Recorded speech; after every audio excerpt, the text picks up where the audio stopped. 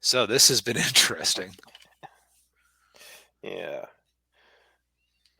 Yeah. So, a new player emerged onto the scene. Nelson Peltz, who's he's called an activist investor, and not that kind of activist, by the way, not the you know shouty. Not the type of people who make lists of Twitch streamers playing Harry Potter. Yes, those. He what he does is he buys into a company that's struggling or failing and gets onto the board because and tries to turn that company around to fix things and turn them around. Hmm. And he's that's basically what he was trying to do with Disney. He bought up a bunch of shares of Disney stock Hmm. and was trying to get his way onto the board. And a lot of people have said that it was an attempt to try to get rid of old Bob Iger here. Hmm. And it kind of reminds me of something that happened with Disney in the 80s, uh, Hmm. when I can't remember his name, but he was Walt Disney's son in law. Roy Disney? No, that was his brother. Okay. Well, there was Roy Disney was his brother, and then Roy E. Disney was his nephew. Okay. Um, and so Walt's son-in-law. I think he took over after Roy Disney passed away. Um, because Roy passed away not long after Walt, like 5 or 6 years after. Um, and Roy E. Disney was Walt's nephew, Roy Disney's son. Didn't like the direction of the company, and so he basically was kind of doing what Nelson Peltz was trying to do, and try to get some of the board people on his side, and they got rid of Walt's son-in-law, and that was when Michael Eisner and Jeffrey Katzenberg, uh, came over, Hmm. and that was when the company had their renaissance in the late '80s.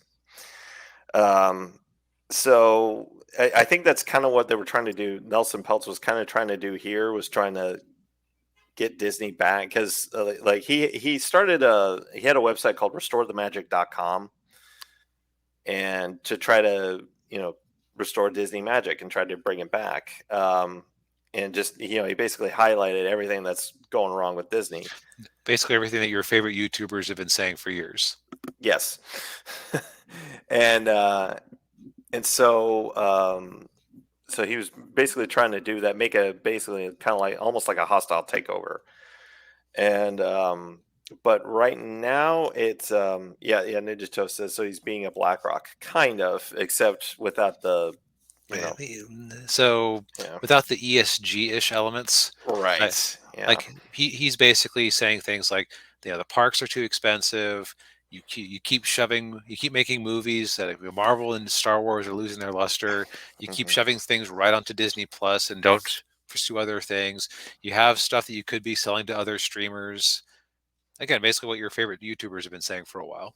yes yeah and of course now it sounds like they're kind of capitulating to some of what Nelson Peltz wants to do.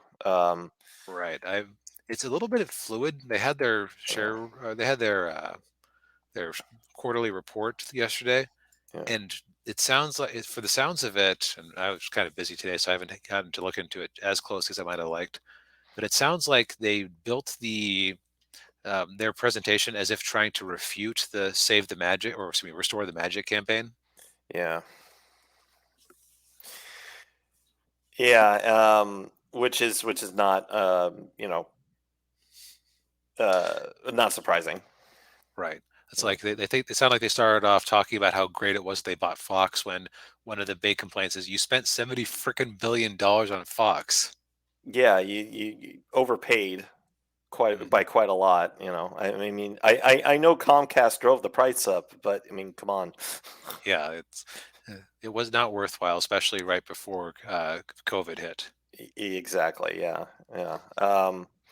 And just of course, I what I always go back to is they could have done so much stuff with the amusement parks with that money, with the money Yes. they spent on 20th Century Fox. I Yeah. mean, think about this. $70 billion would have bought you Fox Studios as it was in 2019, Mhm. where the X-Men franchise is basically dead and gone, and what else did they have really, and besides a back catalog? Yeah. Or you could have bought Activision Blizzard, which is as tarnished a company as it is, Yeah. uh, has big properties that people love, and they've managed to make quite a few things like Hearthstone work as a games as a service. Yeah. Yeah. So, well, that not a bright move. No, no, it wasn't. And of course it's gotten even worse for Disney because I saw just before we came on they're cutting 7,000 jobs. Yep, looking for $3 billion, sounding very much like David Zaslav last year when everyone was like, "Oh, David Zaslav, you big meanie, Yeah, you're yeah. cutting jobs and canceling projects." Hmm. Boo hoo. Yeah. Yeah, yeah, Ninja Toe says they still haven't made an X-Men film. Yeah. To be Yeah. fair, it, unspecified virus of unknown origin, right as they were making the purchase.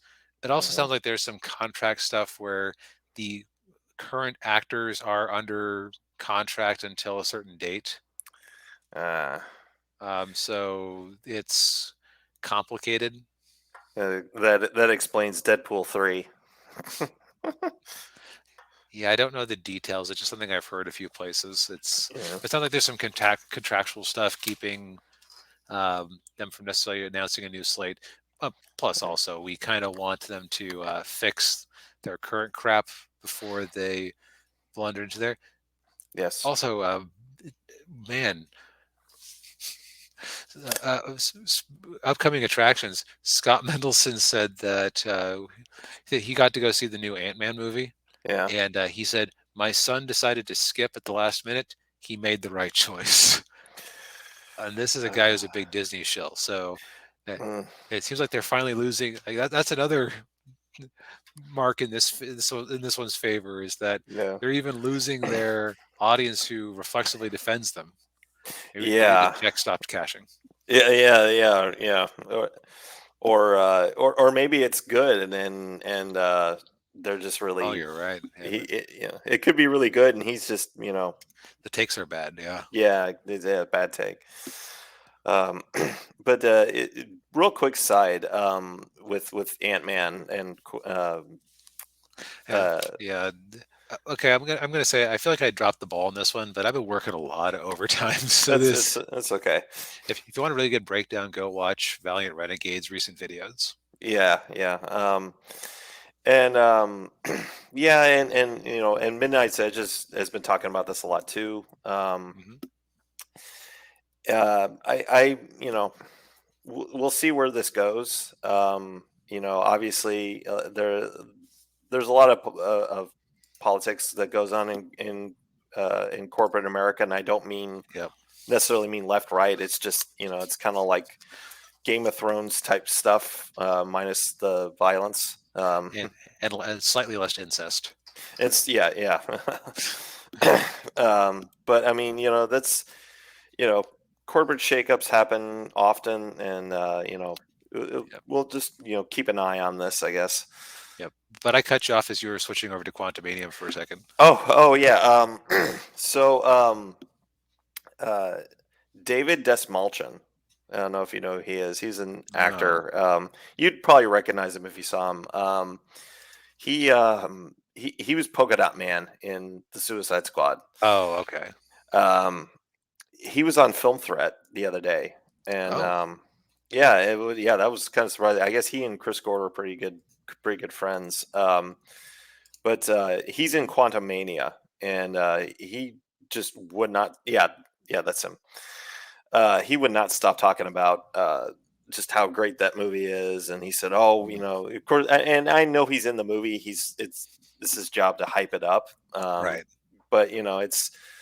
I mean, he said, "Oh, we're doing stuff in this movie you've never seen Marvel movie," and he was, you know, really talking up the director and everything. So who Who knows? knows? Yeah. Yeah. But yeah. Yeah. I think it's clear that Disney is sick. Hmm. It's just a question of will they get the cure or are they going to keep, keep going downhill? It sounds Yeah. like they got a nice little spanking in Florida today too. So that's Yeah, I heard a little bit about that. Yeah, because they're trying to get renegotiate with the Reedy Creek mhm. thing, and it sounds like it's not going their way, not going No, Disney's way. Yeah, no, it is not. yeah. Well, as to quote Breakfast Club, "You mess with the bull, you get the horns." Yep. Well, I think we've exhausted